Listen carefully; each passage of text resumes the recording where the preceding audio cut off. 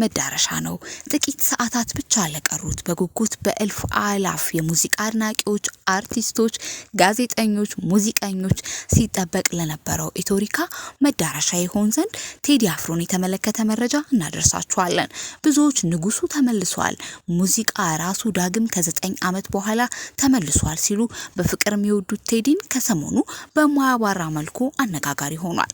የብልጽግና ፓርቲ አባሏን ወይዘሮ ፈዲላን ጨምሮ ነብዩ ባዬ እንዲሁም ካሙዙ ካሳ ትችት የተሰነዘረበት ቢሆንም በማያባራ የህዝብ መውደድ ታጅቦ እንዲሁም በድሮ ሙዚቃዎቹን ጨምሮ ብዙዎች እየተቀባበሉበት ማስታወቂያ እየሰሩበት ይገኛል። ኢትዮሪካ ልትበስር በጣም ጥቂት ሰዓታት ቀርተዋታል።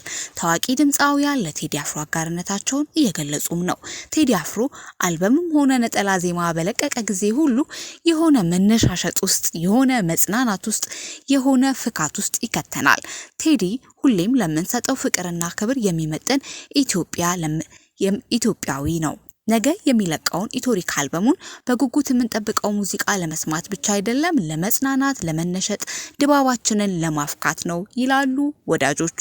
ኤን ዊ ኒድ ኢት ባድሊ አረ ሐሙስስ መቼ ነው ሲሉ ይደመጣል። መላው የኢትዮጵያ ሙዚቃ አፍቃሪ በከፍተኛ ጉጉት የሚጠብቀው የድምፃዊ የክብሩ ዶክተር ቴዎድሮስ ካሳሁን አዲሱ ኢትዮሪካ አልበም ነገ ሐሙስ መውጣቱን ተከትሎ እጅግ በጣም ከቁጥር በላይ ብዙ ተብሏል። አንድ ተራ ዘፋኝ አጓጉል እያወደስን ተራ ብሽሽቅ የመንደር ጨዋታ ላይ የምንመስላቸው የመንደር ሞኞች አሉ። ይህ ሀገር ያለ ልክ የሚያብድለት ብላቴና በልባችን ያለችውን የህልማችንን ታላቅ ሀገር እንደተሸከመ አያውቁም።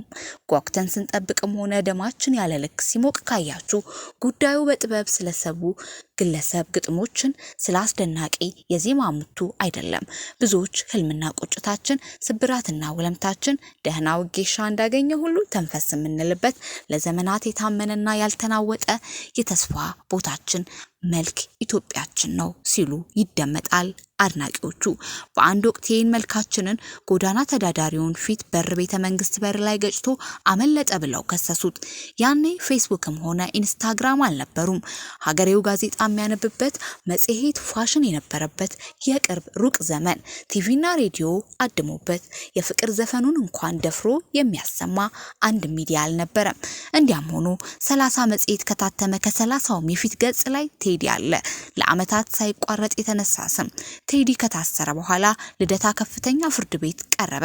መንግስት ሰው ገጨ ብሎ ቢያስረውም ሀገሬው ከገጨ የገጨው እናንተን ነው፣ ገጭቷችሁ እንደ ሰው ከሀገር አልሸሸም የሚል መዝሙር እየዘመረ ልደታ ፍርድ ቤቱን እስከ ሜክሲኮ አጥለቀለቀው።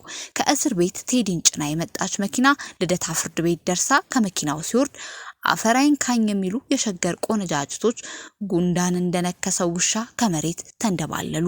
ያጀቡት ፖሊሶች ግራ እስኪጋቡ ፈጽሞ ላልነበረ ሰው የማይገለጽ መናወጥ ሆነ። ከፍርድ ቤት አንስቶ እስከ ሜክሲኮ ድረስ በጩኸት በተቃውሞ ተሞላ።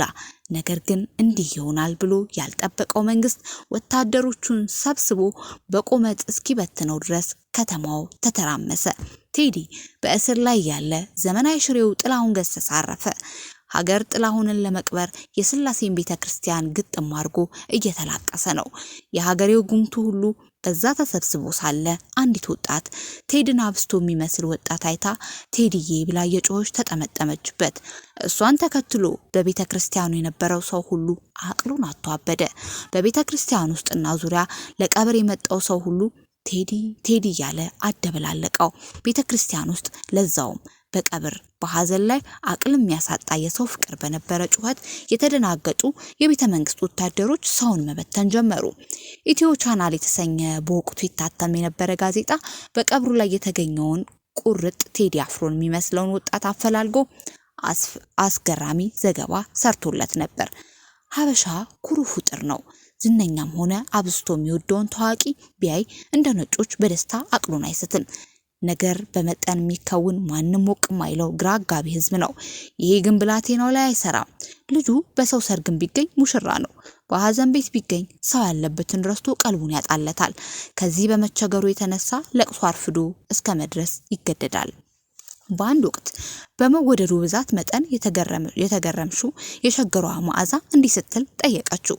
መዓዛ ብሩ ቴዲ ያለህን የሰው መውደድ ልክ በኔ እድሜ አይቼው አላውቅም። ይህን መውደድ የተሸከምክበት ጥበብ ምንድነው? ከእድሜ ከልጅነት ጋር እንዴት አስታረከው ስትል ትጠይቀዋለች።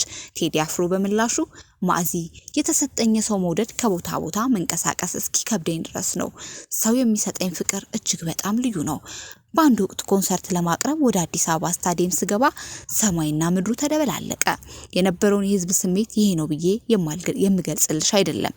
መኪና ውስጥ ሆኜ ለራሴ እንደዚህ አልኩት፣ ቴዲ ይህ የሆነው በእግዚአብሔር ነው።